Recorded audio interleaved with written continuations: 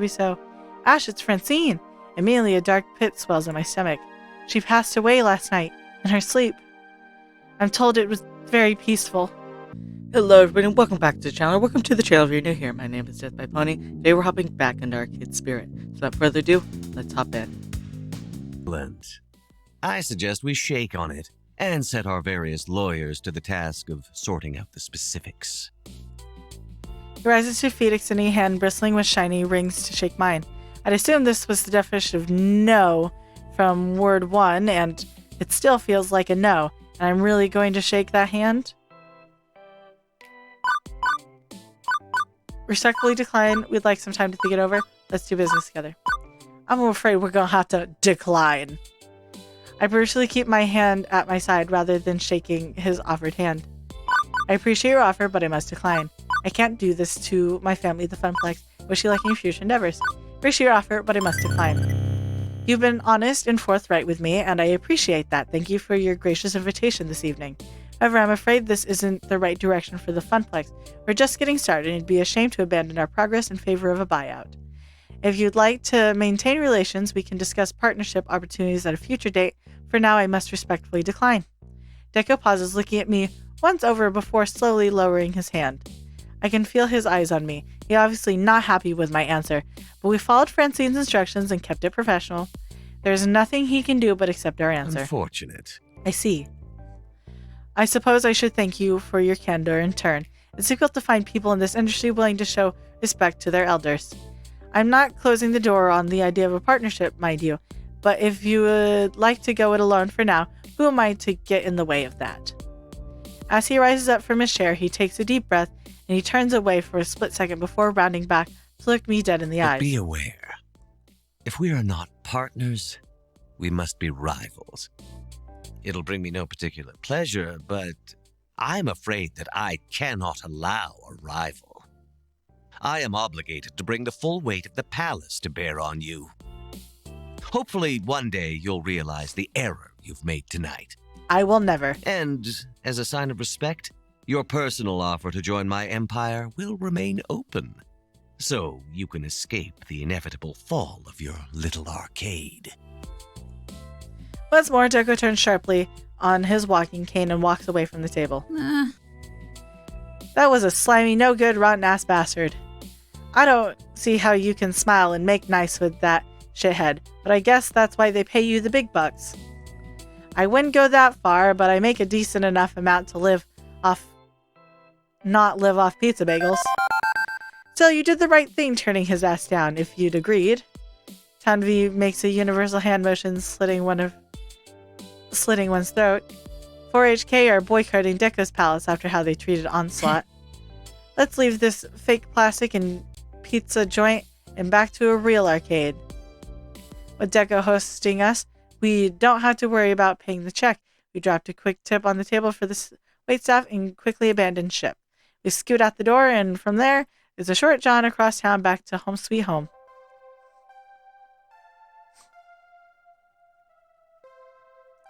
As I walk into my apartment, the sheer utter exhaustion of the day hits me like a brick wall to the face. My adrenaline glands are tapped out, leaving me dream-like lethargy. I can't help but sigh, and I just stand there, my body too drained to move, reflecting on how the evening's events transpired. I realize this day entirely kicked my ass. I did my best not to make enemies, but I'm guessing we made a powerful one anyway, despite my diplomatic efforts. As I continue to anxiety loop, replaying every moment in my head, something steals my attention. A shimmering beam of hope, happiness, my best friend Juniper. She sits on the couch scribbling away in a sketchbook, probably working on some design for her freelance contracts. She's been so happy ever since she left that office, and her joy intensifies upon noticing me standing in the room. So, how was work today? Well, it was a day, certainly. The condensed version is that Deco Nami wanted to buy the Funplex, and Francine asked me to go negotiate. Deco as in Deco Palace Deco? The one and only. Whoa. Well, how'd that go? I gave him a thanks, but no thanks, very politely.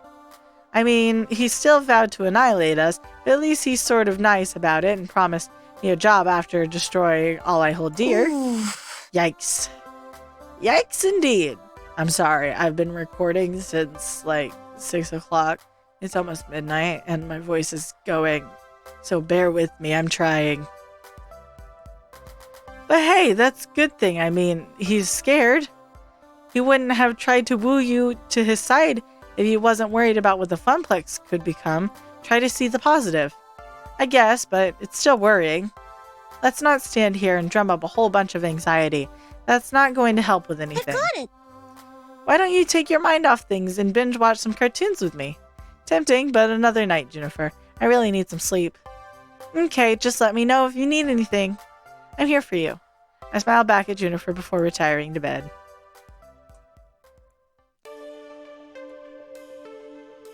I lay in bed, eyes wide open, staring at the ceiling above me. After trying various ways to force myself to sleep, nope, not working, can't sleep. I hate insomnia. Once you start worrying about being unable to fall asleep, the worry feeds on itself until you're actively stopping yourself from resting, a vicious cycle. I sigh heavily, feeling the weight of my decisions dragging me down. I hope I did the right thing tonight. My phone lit up and iris sensors detect conversation. Ash, did you want to chat? No, I want to sleep, but I can't, so hey. Would you enjoy some recorded music? Maybe something relaxing? I just can't shake the feeling that I'm standing on the precipice, right in front of this big dark hole. It's weird because I still think I made the right call, but I'm confident in that. Why do I feel like I'm about to fall? Based on prior personality indicators and inputs, my therapeutic system suggested fear of failure based on years of prior examples. In short, you've got a long family history of everything always going wrong all at once, Murphy's Law. So when things are going right, I'm expecting to fail anyway. But worrying about it won't actually change the situation. Whether you sleep or not doesn't affect the outcome. So my suggestion is to get some rest. Deal with the problem as they come. She's right. I mean, intellectually, I know she's right.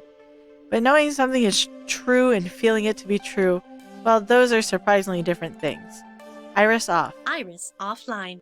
Okay, but remember, if you're a good person and deserve to be happy.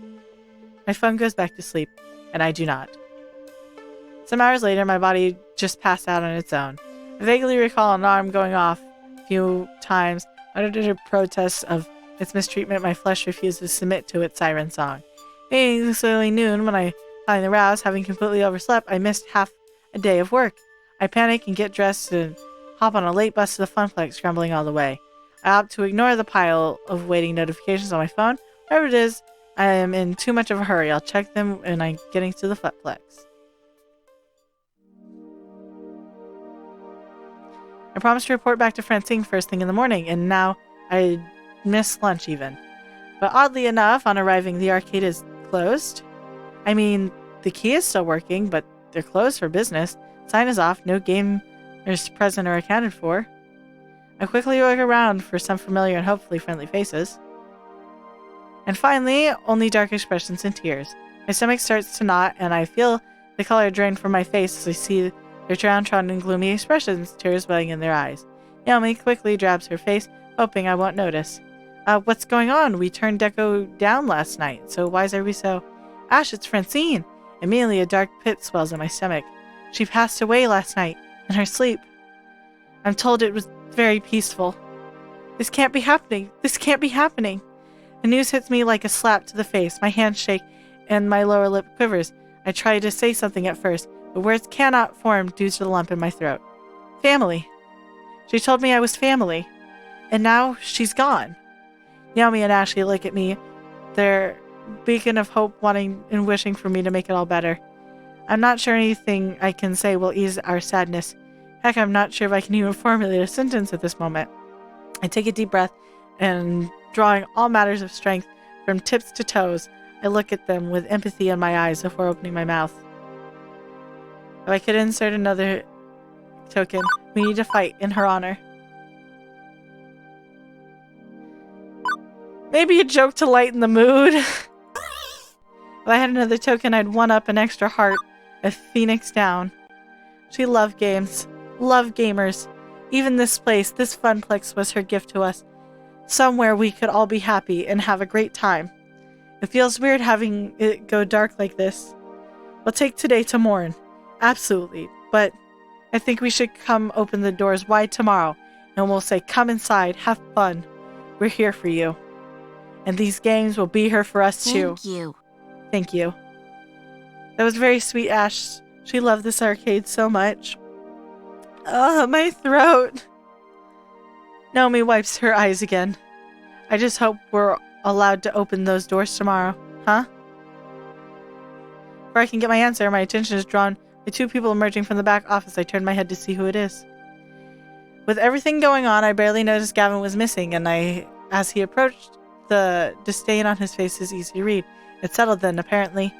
In light of Francine's passing, our legal owner is now... Good morning, employees of Deco's Fun Zone. What? But we turned you down. There wasn't a sale.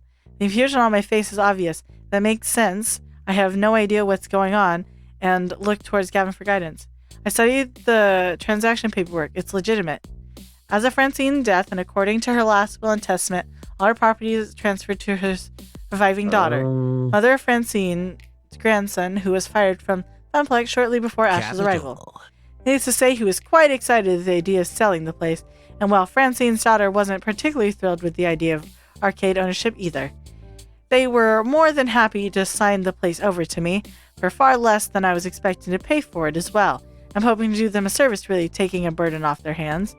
Now they can mourn and move on unfretted.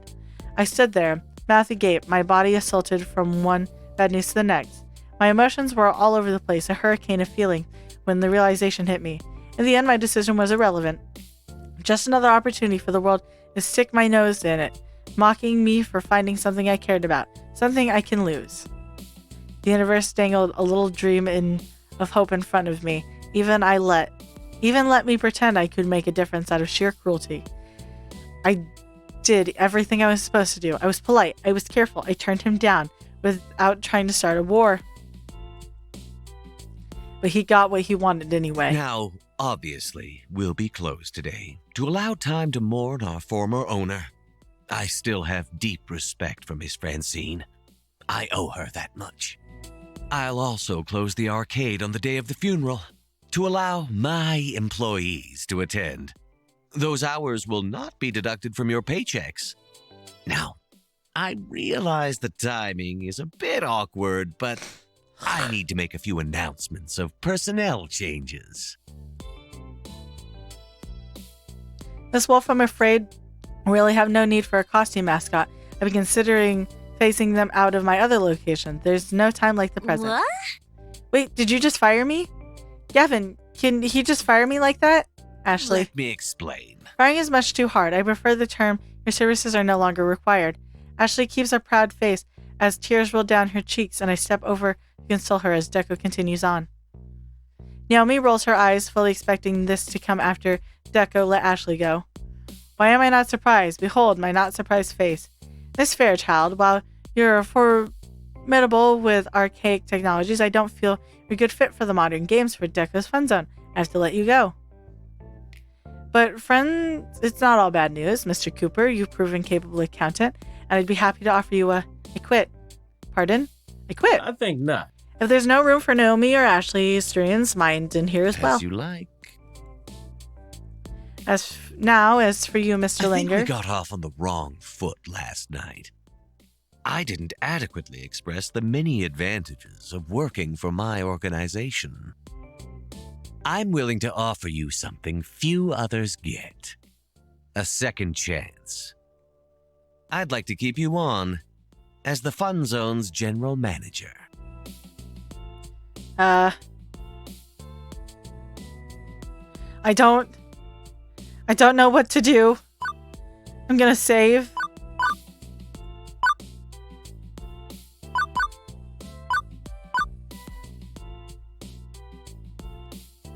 We'll go with it. Absolutely not. I don't like how you do business, Deco, and I'm not doing any business with you. Not now, not As ever. you like. Very short-sighted. I'd hope for better from you, but the choice is entirely yours.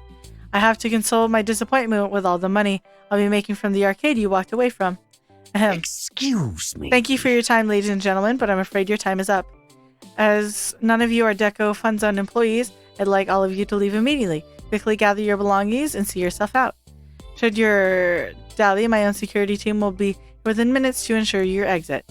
In the interim, I've got work to do. For starters, I need to get rid of all these antiques. Straight to the junk heap with all of them.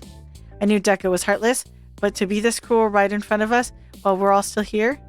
Hold it. I think not. Mr. Mooby's magic maze doesn't belong to the Funplex, and thus it does not belong to you. It's legal private property of Percival Sinclair. For that matter, Zombie Meltdown belongs to Ash Langer. It was given to him directly by Hamza, not to the Funplex. As you like. As you like. I couldn't care less about these grimy old things, but you have, let's say 20 minutes to get them off my premises, or I'll leave them out on the curb for garbage pickup. I'll get the van, which I'll note in my personal property as well. Naomi, Ash, get the dolly and help me move these games out. Good. Yes, have fun with them. Now, if you need me, I'll be in my new office celebrating my recent business venture. Thank you for your cooperation. And good day. He walks away after that, twirling his cane once before leaving. Oh, That evil-minded, black-hearted no good. Naomi, focus. We have work to do. Work? To save what we can of the Funplex. Yeah, let's go. Okay. Quickly and without much chatter, we salvaged what we could of our dream, Percy's beloved Moopy, and my childhood in the form of Zombie Meltdown. Everything we were allowed to keep went into the back of Gavin's van, working together to safely pack it all in place. For lack of anywhere better to put them, Moopy went to Percy's apartment and Zombie Meltdown went to mine. And that was the end. The end of the Funplex. That hurts. The funeral came a few days later, and we weren't officially invited. Our president, as her former co-workers, wasn't exactly embraced by Francine's extended family. I guess her daughter resented the Funplex in some way. If there was bad blood between them, I didn't particularly want details. None of us were given opportunity to speak at the remarkably short ceremony, but that was okay. I said my words already. As we left the ceremony, I couldn't help but feel helpless. There was nothing left. No Funplex, no job, no real meaning in my days. Not anymore. Nothing left at all.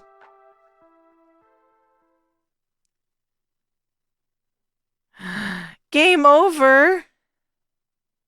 What happens if I hit continue? If I hit yes?